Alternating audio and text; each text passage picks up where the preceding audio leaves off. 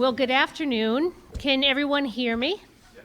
Excellent. Well, grace and peace to you from the Creator of all of life, who is with us always and who sustains us even in our grief.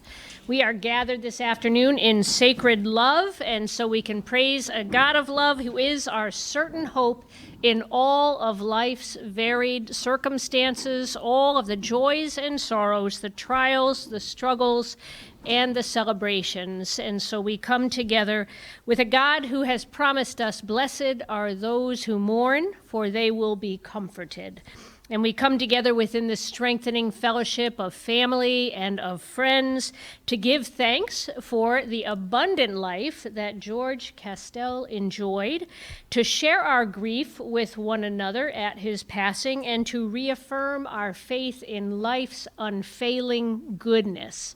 And so we come together to share stories, to share remembrances, to share hope, and to share the promise that love never fails and true life, abundant life, lives on eternally.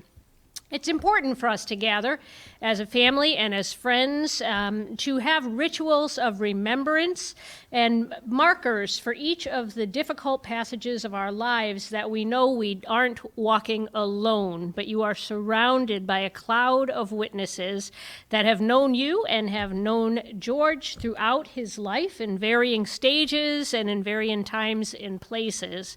And so we are surrounding you to let you know today you do not walk this path alone, but with God and with God's goodness in all of us to guide you. And may that be a blessing. And so thank you to everyone who has come here to witness to George, to the abundant life that he enjoyed, to the love that he poured into your lives, and to his remarkable character and graciousness throughout all of life's ups and downs. So thank you for being with us. Would you pray with me? O gracious God, maker of heaven and of earth, your steadfast love endures forever, and your faithfulness is to all the generations.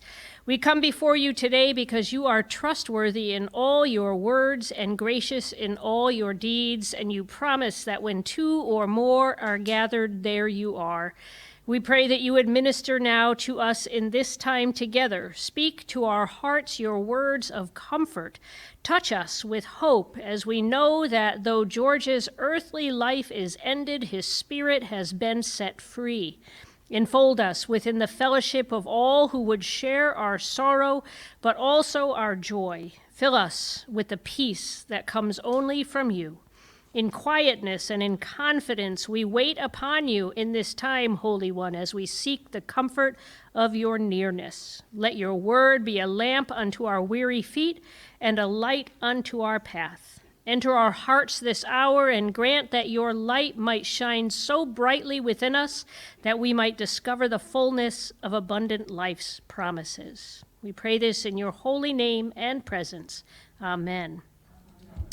And I invite George's son, Greg, to come and share some words with you today. Thank you, Denise. You're welcome. Someday we'll get this figured out. I've prepared some things because that's what I need to do.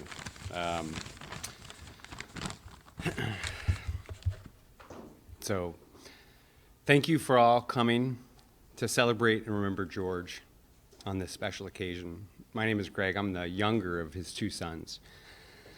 The people participating either at this service or watching this online had a connection with George. Your connection, your friendship, was an essential part of his character. Dad was selective in his friends, and he always told me to surround myself with people smarter than me. For this reason, I know we have an audience of highly intelligent, thoughtful, and compassionate people. I cannot express how heartwarming it is to be with you and to share this moment. Today's service will be simple and open, allow all of us to participate and appreciate what George shared with the world. The immediate family will say a few words each, and then we're going to open it up to those in the community that want to share some thoughts. And just as a note, we'll be adding some additional videos and images to a website later that we'll make available. I'll start off by sharing my thoughts. Tears are going to come at the end. While still uncertain about what happens after life ends, I do believe people can be reincarnated by others, living out and practicing what they valued and believed.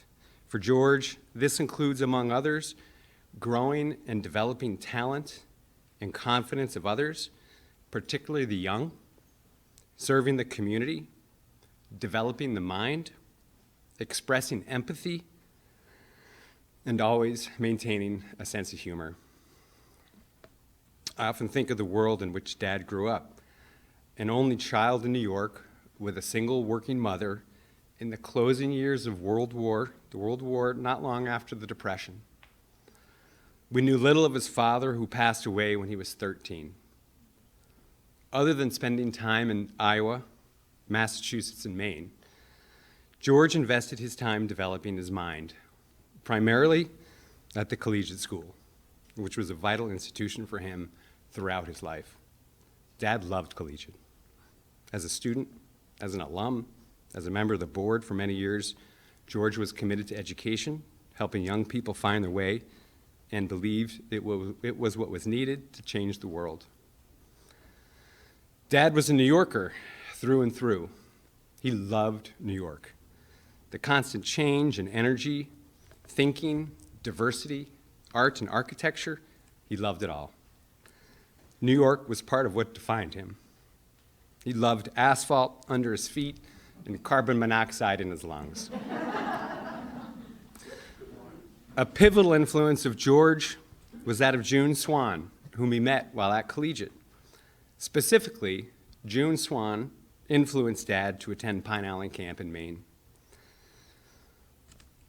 People in this room who knew George, he knew that his idea of roughing it was slow room service. So I can only imagine what his summer was like as a city kid in a remote area of Maine. As a result of my dad's connection, my brother and I both attended this camp for several summers, which was, needless to say, a transformative experience, a cherished and shared experience between father and sons. We all have still images of our parents, usually captured at unexpected moments. These stick in your brain forever for some reason. Why they stick is beyond me, but there is one that I hold dearly.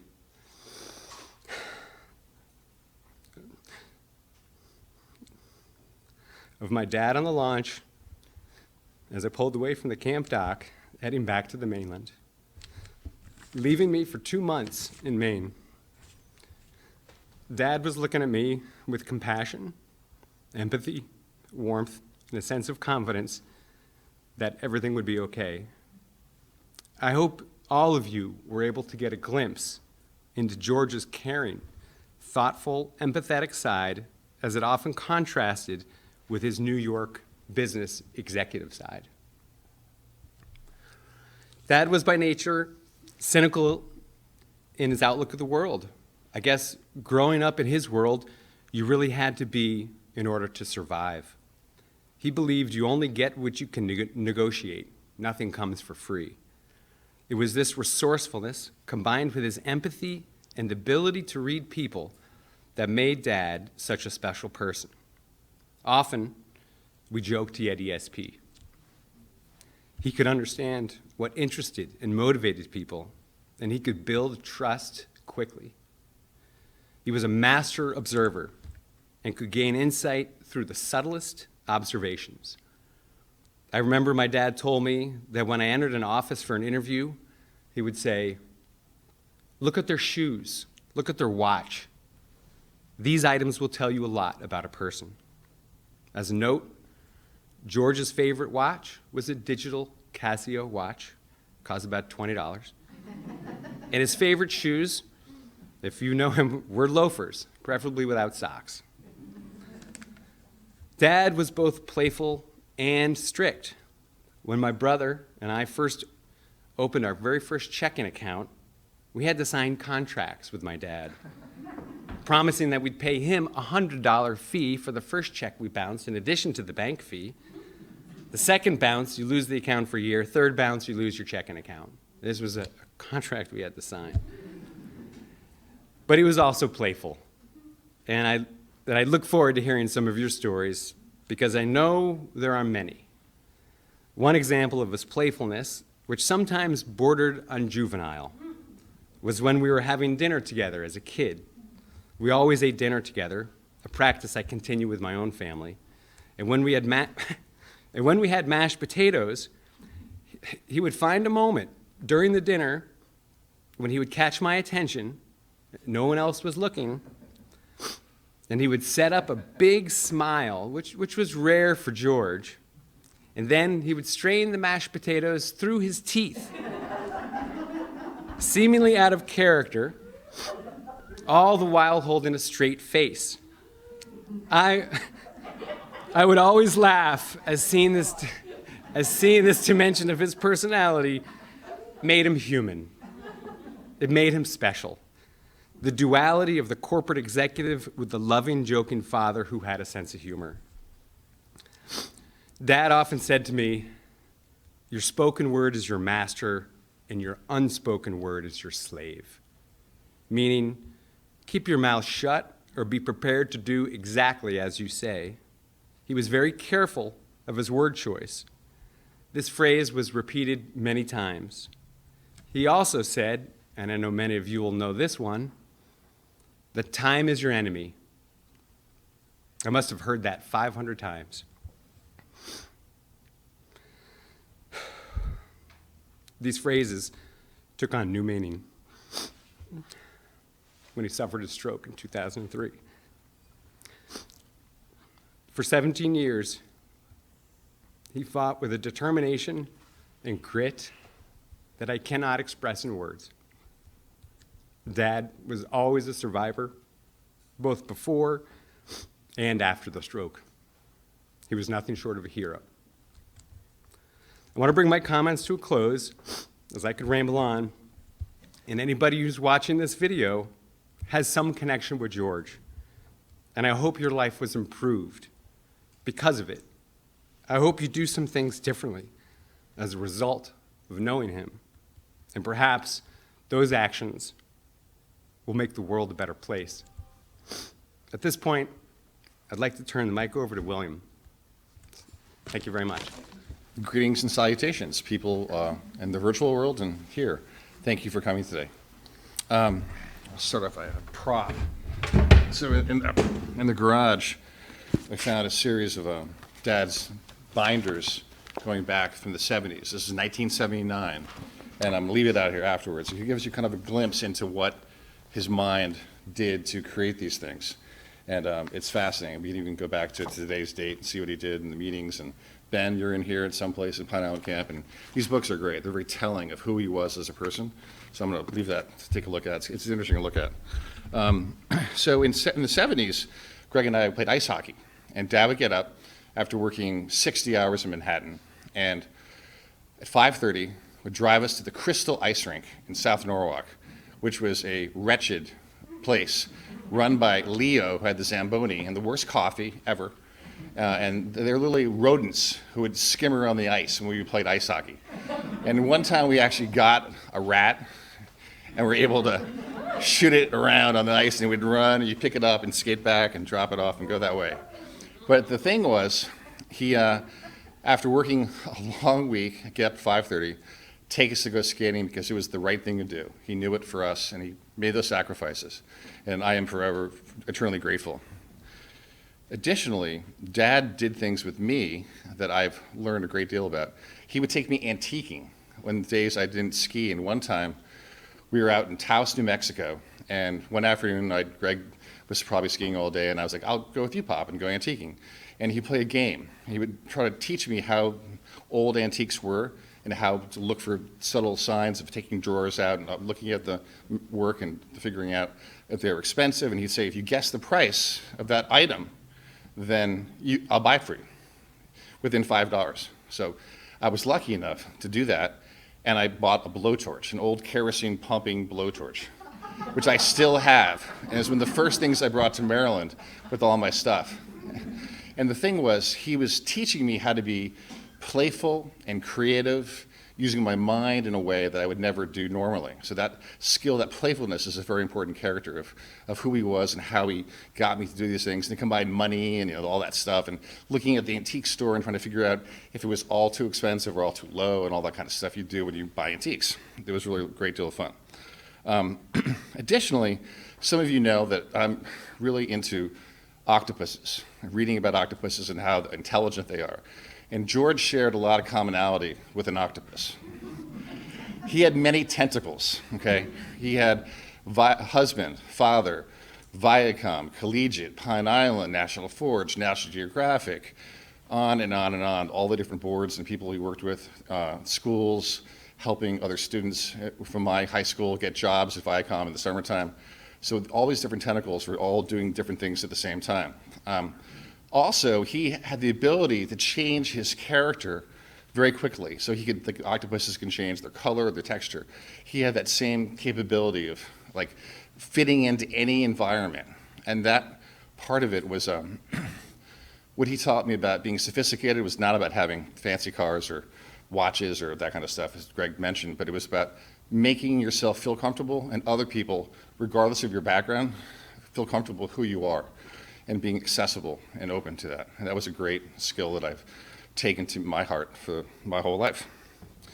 And so finally,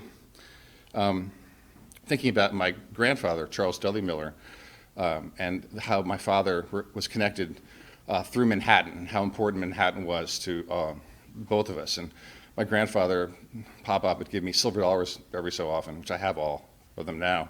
And on them was a quote. Anyone know what the quote for the silver dollar historically is? That's a great one. E pluribus unum.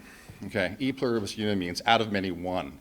And I think that was a really important part of his understanding of how incredible Manhattan is as a place to have that incredible diversity, but serving one single purpose, where many of us together being, from different backgrounds and different walks of life, it's really a very powerful experience. So I will leave you with that concept, I think more important now than ever, to recognize that we all are different, but we come together with a single point of focus.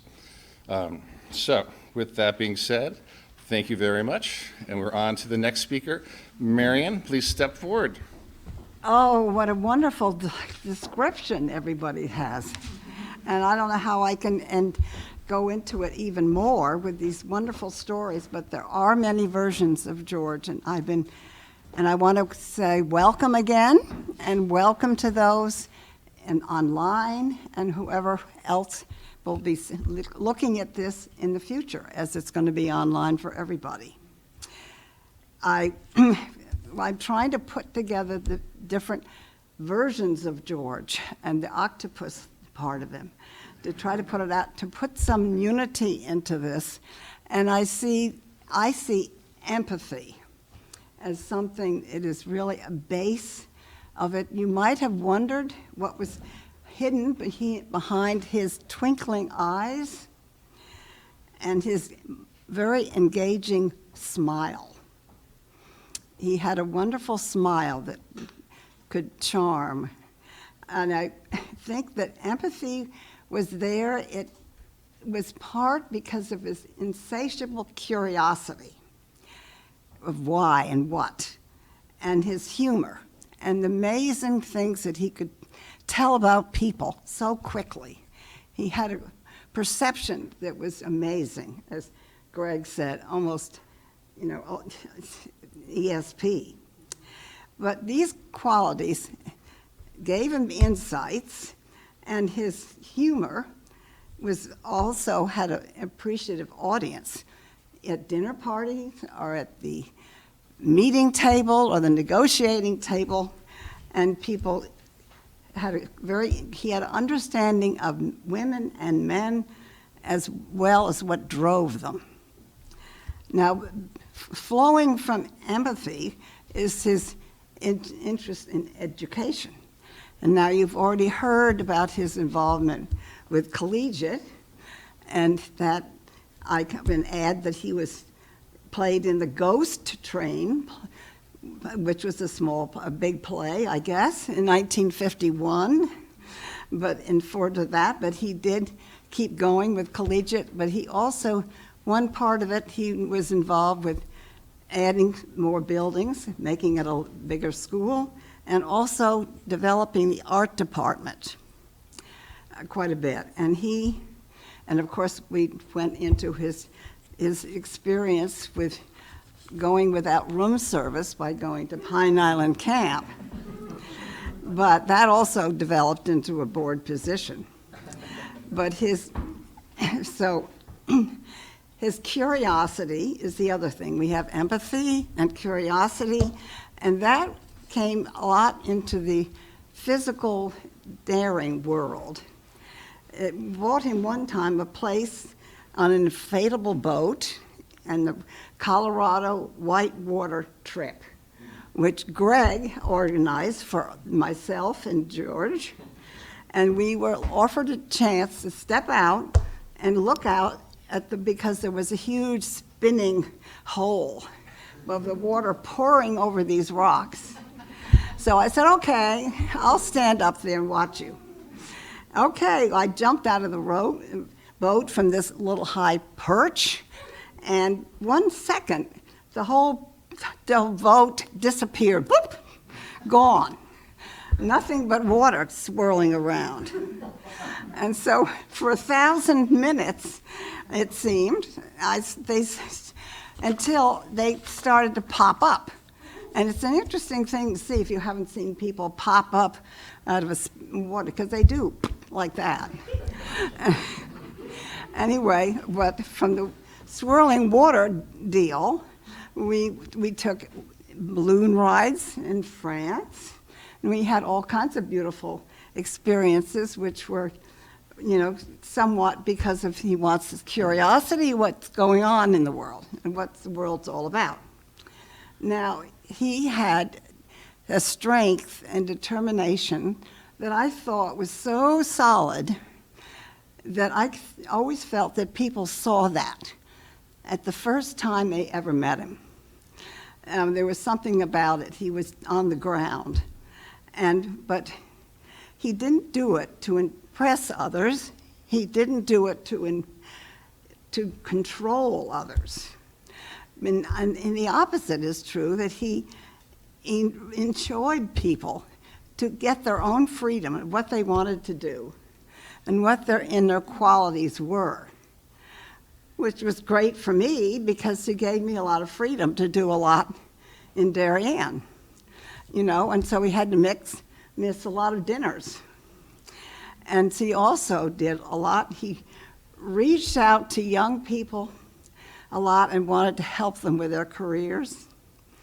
And he always thought it was a gentleman does not display strength, weakness, or frustration, which means you don't have many emotions showing, actually. So it's kind of like what you think of the old English culture.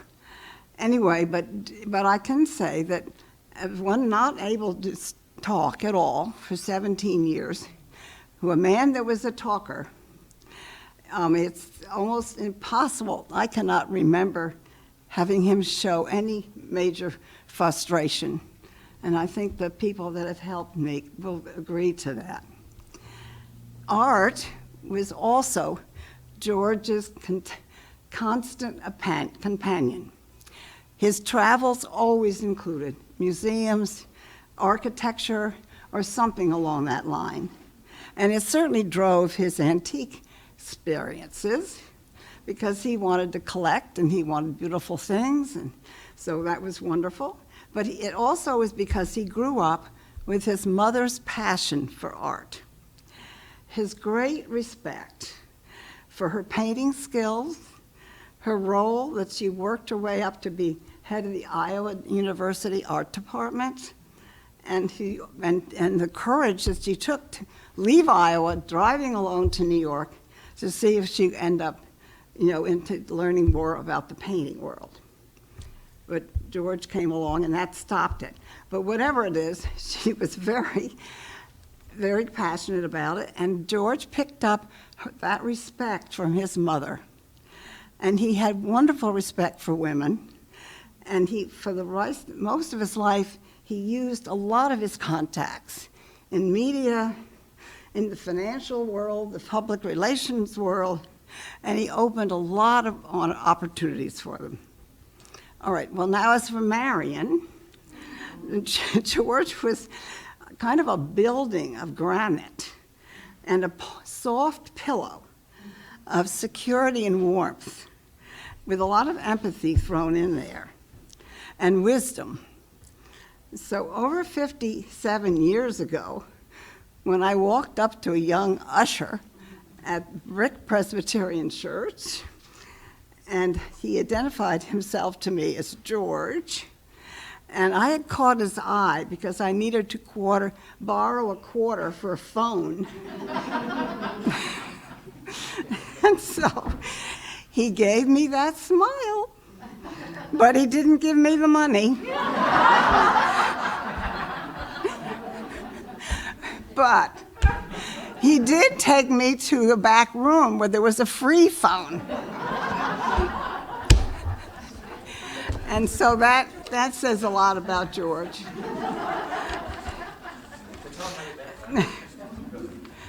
Oh, I know. Well, the next thing is Bill's reminding me. The next day, I go to my favorite dollar lunch counter in New York at that time, which was at the basement of 666 building on Fifth Avenue, where I worked. And there he was, sitting there, and at this kind of a place for lunch. And I said, okay, there's some insights here. This is going to grow into something. It went into a long time, and I loved his wisdom, I loved his ideas and his humor, and I think laughter keeps the world go around, and so that is one thing the two of us could always do. And anyway, there's that side, and I hope that you have a good little variety of ideas, and I really would like to open this to people that would like to add something to this that we can record and have down for the world to see and think about. And so whoever would like to speak now, I would love to invite somebody. Thank you, Marion, and William and Greg, for inviting me here today and asking me to speak about George, the George I knew in New York City in the 50s. I met George when we were teenagers participating in a youth program at the Brick Presbyterian Church, 91st and Park. The program was led by an assistant minister just out of seminary who truly enjoyed working with young people. Bless him, he gave us lots to do and think about on Sunday afternoons. There were friends from Spence and boys from Collegiate, and a good mix from other schools. Some of us met also at our various homes, but especially at our friend Marley Henry's apartment. Her parents welcomed us at all hours and made us feel quite normal and interesting, which wasn't the way this age group was always described. So Marley was sort of the leader of this loose band of teenage souls, but George was, in many ways, the center. He was not a noisy, obvious center. He just got along with everyone. He talked easily to parents, to older and younger siblings, and helpers in the household. He had a genuine interest in people. He didn't make quick judgments. He was curious. He was thoughtful. He was funny. He was good company. He was not impressed by show-offs. His opinion mattered. George set the tone. Way back then, George had a leadership style that I think I've tried to emulate and I have come to admire more and more. Eventually, we all drifted apart, some leaving for boarding schools and later everyone for college. Some of us kept in touch. George and I met now and then, and I had the honor of being invited to Marion and George's wedding. I went with Marley. A very elegant evening ceremony I will never forget. I visited Marion and George in Darien, and they visited me and my family in Philadelphia. We met each other's children, who have changed since I last met you. 70 years is a long way back to reminisce. I am grateful for the opportunity to tell you these stories today and remember George with all of you. Thank you. Marion, Will, Greg, Amber, Lee, and Mara Ann, George's death was a blow to everyone who knew him, and especially to you. But today we are here both to mourn George and to memorialize him, to remember him with love and laughter and lots of stories. Because George was George. There are lots of stories, and we all love telling them. So, who am I and where do I fit into this picture? Well, you just heard Ginny Norton Naudet bring the young George to life. I'm like the middle child, the transition between the teenage George and Marion. George and I met just as I was moving back to New York from college. It was a pre-social media era. It was the 1950s, and George was a very good friend of the older sister of a good friend of mine from Holyoke. Carrie said, "You've got to meet him. He's fun, he's funny, and he's in banking." So, as it turned out, George and I were well matched. You've heard that George talked a lot. Not a chance. I talked all the time, and George was a really good listener. Wry, sly, watching the world with a grin behind his eyes. George was a great student of human nature. We all seem to have mentioned that. Incisively, intuitively aware of the people around him. And when you least expected it, George would comment, and he always got the last word. Jerry Hempel Davis, who is a dear friend of mine and a lifelong friend of George's, Jerry used to talk to me about George in the dancing school days and how he loved a foxtrot and he waltzed and he was just terrific at dancing. Well, I am the recipient of all of those dancing lessons. George never missed a beat. I don't know how many of you are aware of this, but George was perhaps the best dancer of our generation in Manhattan. Could he waltz? He used to clear the floor. George, look at them. George could spin and reverse spin at incredible speed. And each dance would end with a flourish, and he would give me a sweeping bow. And in those days, we danced a lot. In particular, there were the colonial balls, which met quarterly, and this is another era, let me tell you folks, and the Tuesday, Thursday dansants at the Pierre Hotel. You could nurse a drink from 5 to 7 in the evening and dance to a live orchestra for just the cost of that one drink.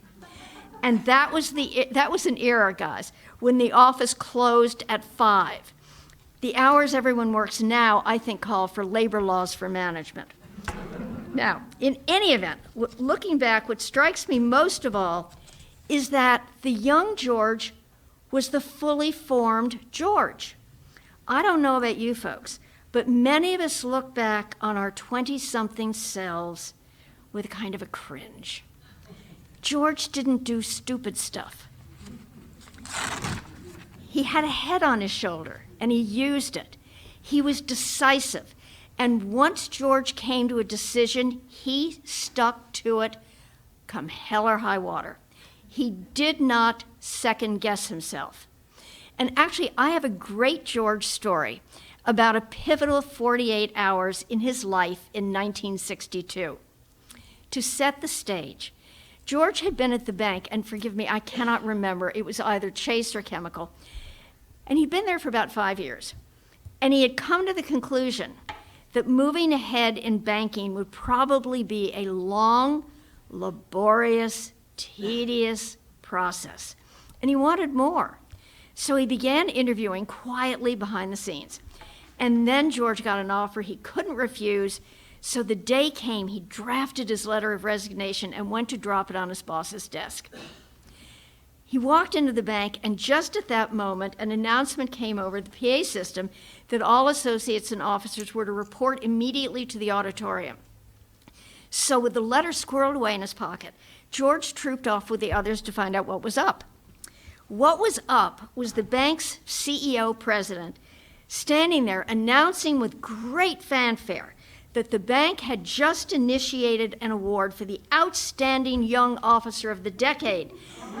The man, and of course it was a man, most likely to succeed, and that this award, this incredible honor, this fast track to success would be given once and only once every 5 years. And the first recipient of this extraordinary recognition was George Castell. So, to great roaring cheers, George made his way to the stage where the CEO presented him with a plaque while announcing his meteoric promotion, et cetera, et cetera, et cetera. George managed to choke out a few words while dodging the PR department as much as possible. Finally, before the luncheon in his honor, he grabbed his boss and said, "We've got to talk." And he gave the poor man his resignation. Let me tell you, it was not a good afternoon. I'd say George's 2 weeks' notice was condensed into about 92 minutes. Okay, that's part one of the story. George started his new day at Columbia Records Division of CBS a few days early. First day on the job always feels a little off. I mean, you're excited, you're anxious, you don't know anybody, nobody really knows what to do with you, at least not immediately.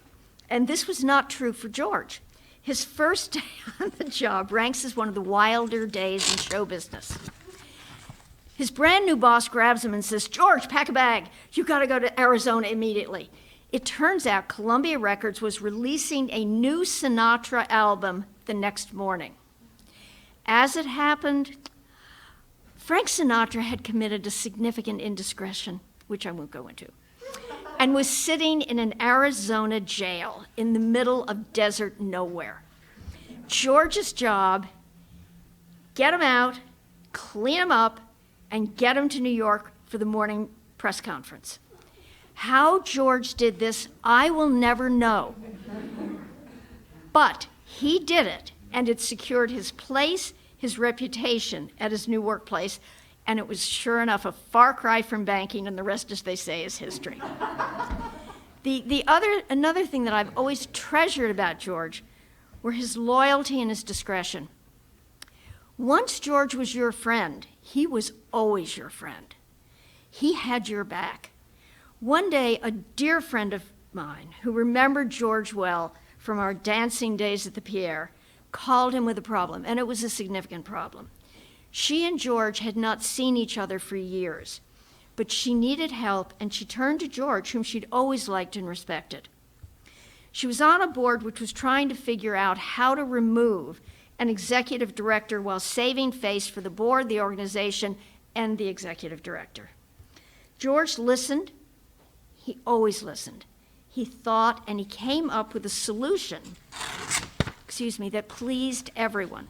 It was perfect. And that was George. You could always count on him. Now, at this point, I'm probably stomping on Will Herman's toes, but there is a collegiate story in here. There has to be. Earlier, I mentioned George's snarky, sneaky sense of humor. Years ago, when George was on the board of his beloved collegiate school, where I might add, George saw to it that my son Jay became a student, the school went to expand into the apartment building next door. All would have gone well if it hadn't been for a little old lady on the third floor who refused to move, and Collegiate offered her the sun, the moon, and the stars.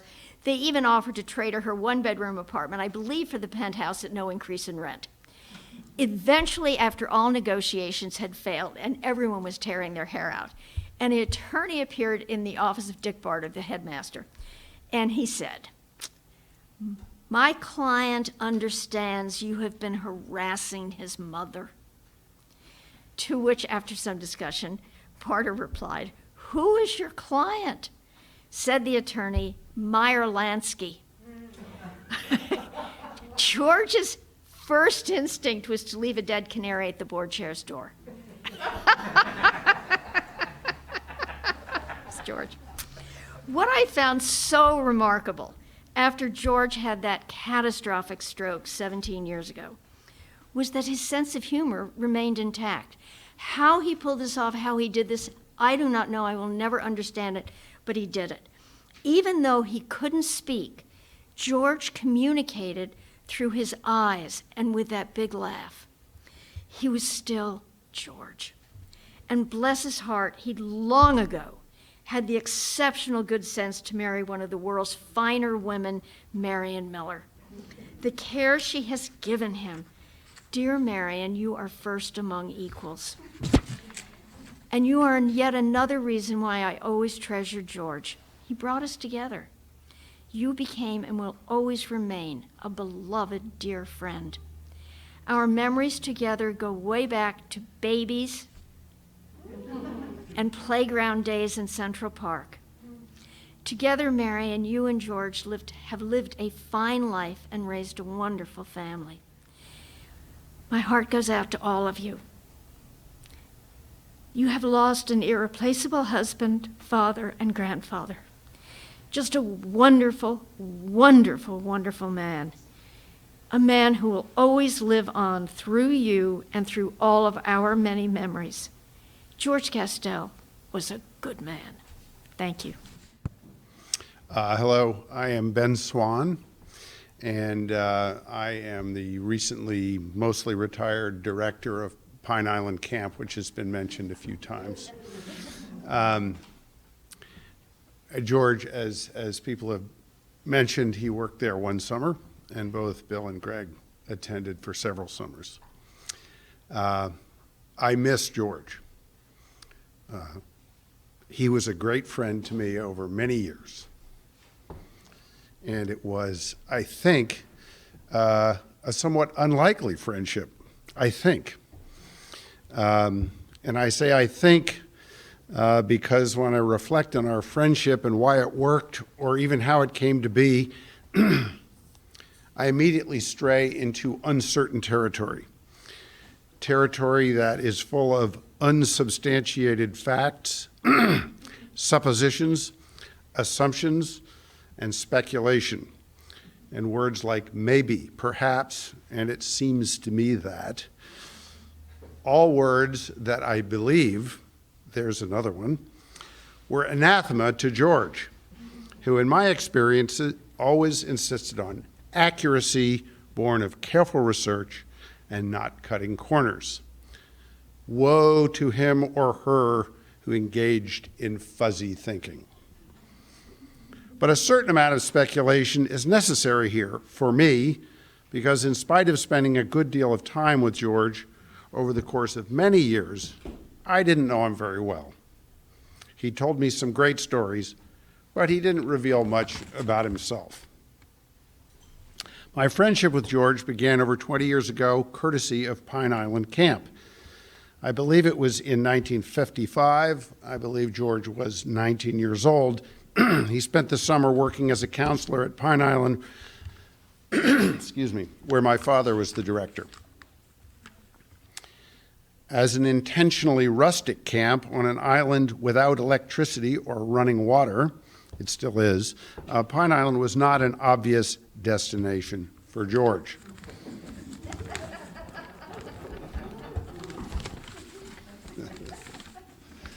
I'm assuming that it was my father who pushed George to come work at Pine Island. He knew George because he had had him at the collegiate school as a fifth grader. And I thought it was shortly after George's father died, but I realized that he died later. I know my father really liked George. I feel sure he saw in George both great potential and a need for guidance and support. It makes me smile to imagine a fifth grade George Castell. So bright, diligent, competitive, with a sparkle in his eye that never left him. My father once told George, in the fifth grade, "George, you will never get an ulcer, but you will cause some."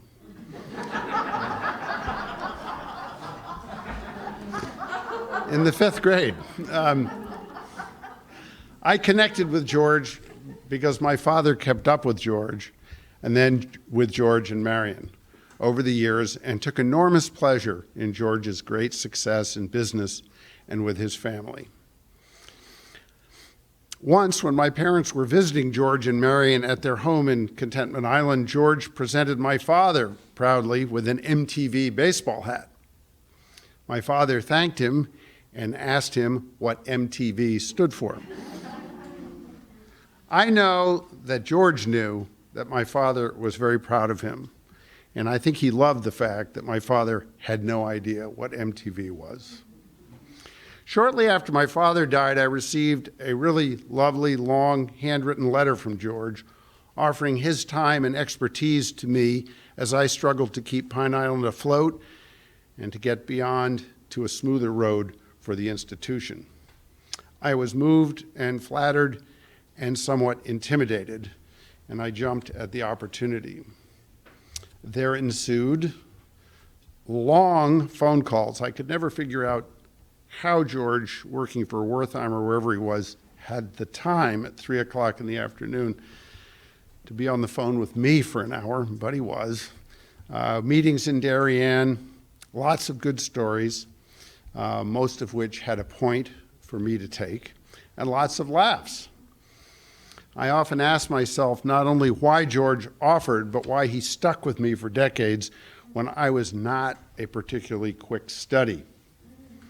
I can only speculate that there was some motivation to repay my father for his interest in George, perhaps a sense that I had some significant potential and that I could use some guidance and support.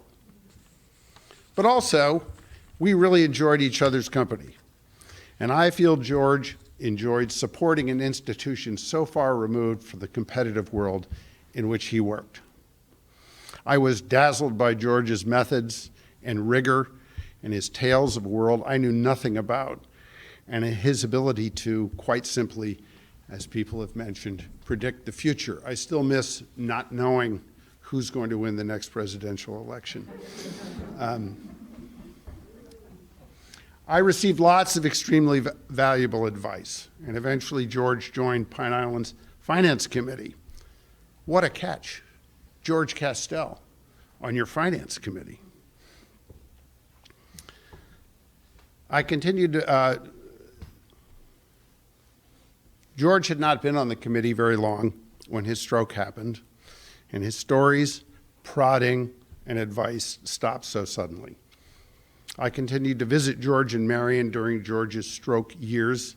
He never lost the trademark sparkle in his eye, as people have said, or as you said, his ability to communicate somehow, often the skepticism that always greeted my fuzzy thinking.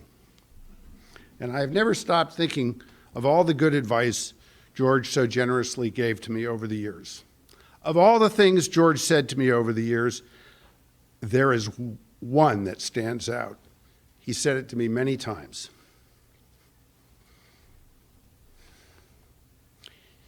He said, "What do you want to be, Ben? You can be anything you want.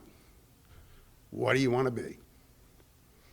I think in some ways this was an unusual thing for George to say. It seems at first to be a bit inexact, a bit open-ended, maybe even a little fuzzy. But to me, it always meant something very specific. No excuses. What do you want to be? Be that person. Build that institution. Don't mess around. Get going. You can do it. I think of George's big question often. I'm working on it. Thank you, George. Thank you, Marion. Thank you, boys, for your support in support of George through some very hard times. I really miss my good friend George Castell. I'll never forget him. Hi, everybody. I'm Liz Geiger. My Lord, is this like a lineup to follow? I don't know where to start, where to end. This is crazy. You guys all did such great work. I'm a little intimidated now. And it kind of starts actually with what you said, Greg, about George surrounding himself with intelligent people. My Lord, a lot to live up to. So my name is Liz Geiger, and I want to thank you guys for letting me speak and thank the family for letting me speak. I'm really honored to be up here. It's such a privilege. I took some notes. I tried to do it on my own without reading. I guess I'd start with saying it's a little surprising that I'm up here. As Marion just said, I only met George about 4 years ago. So a very different chapter in his life than you all knew. And I was quickly taken by him. Hearing these stories, it brings it home for me. I didn't know this side of George. I hadn't heard these stories, so I'm hearing them now, and I'm thinking the whole time I'm sitting there like, yes, yes, yes, I get it. It's coming together. Yes, this is the picture. This is the puzzle that's been put together here. So when I met him, I had an instant connection with him. Instant. I felt like I had found a soulmate in a lot of ways. Just maybe silly to say, but it's how I felt. But to give context, I met George through Marion. Marion and I serve on a town board together. And the easiest way to describe our friendship is that Marion pretty much took me under her wing, which is just a blessing if any of you guys know Marion and the experience she has. I mean, she is an expert, as we all know, in history, but she's also an expert in architectural preservation. And she just opened my mind to the beauty around us. I mean, as we sit in this gorgeous room. And she's also an expert in small town politics. Marion knows how to give a speech and how to be influential, just like George. So I was honored that she took me under her wing and started teaching me these things. But the funny thing is, as I got to know Marion, the biggest question on my mind, sorry to say Marion, but was, who is this man behind you that had, I don't say allowed, but kind of allowed you to be you, become you. And I would remind myself that Marion was before her time.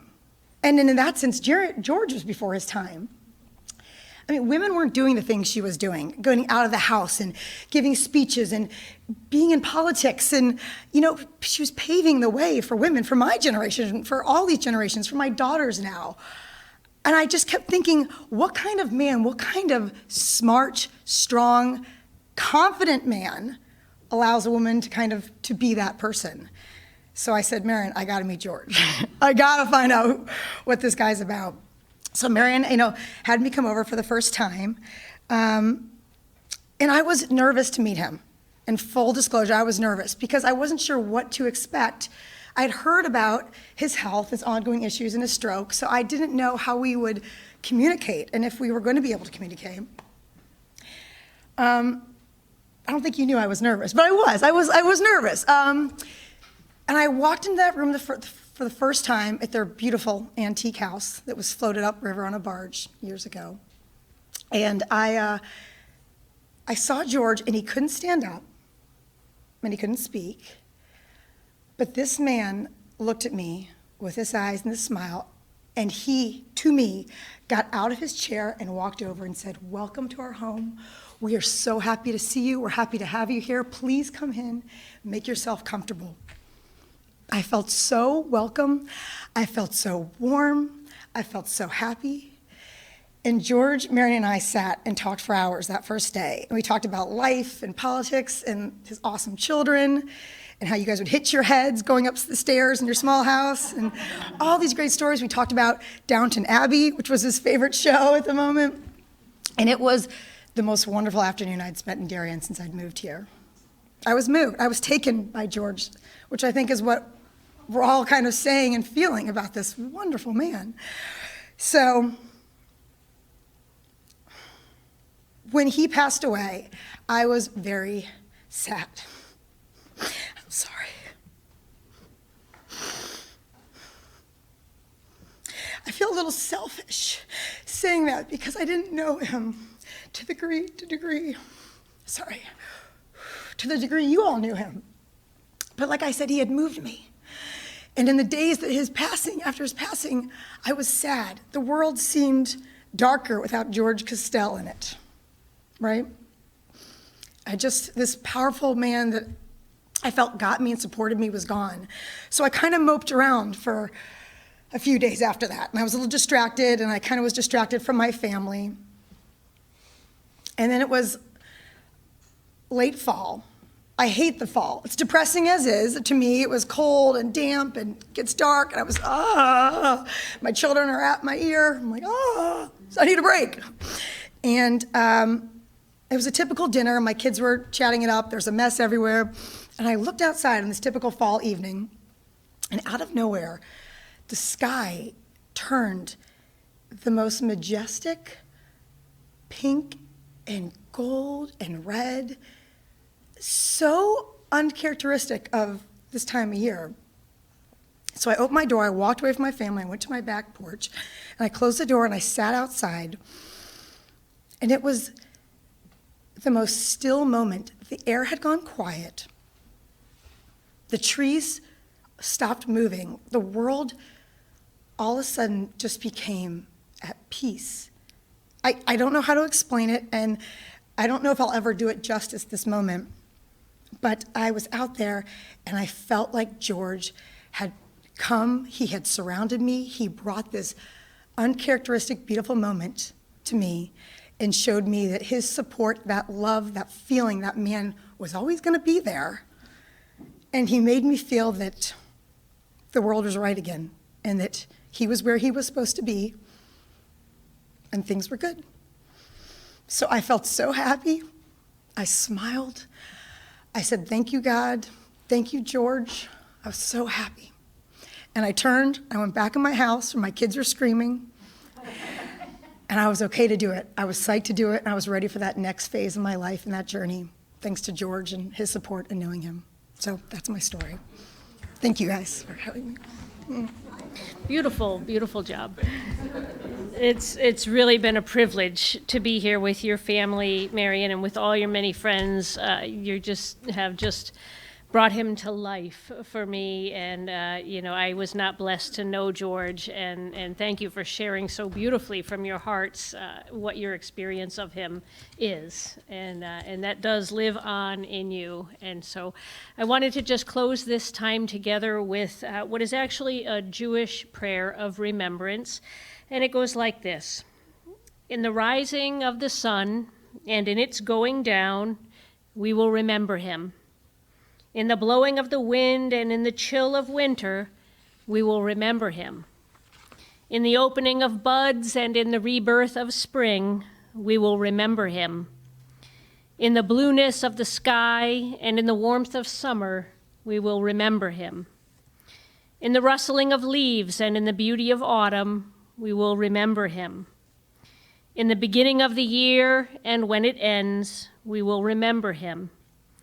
When we are weary and in need of strength, we will remember him. When we are lost and sick at heart, we will remember him. When we have joys we yearn to share, we will remember him. So long as we live, he too shall live, for he is now a part of us as we remember him. Amen.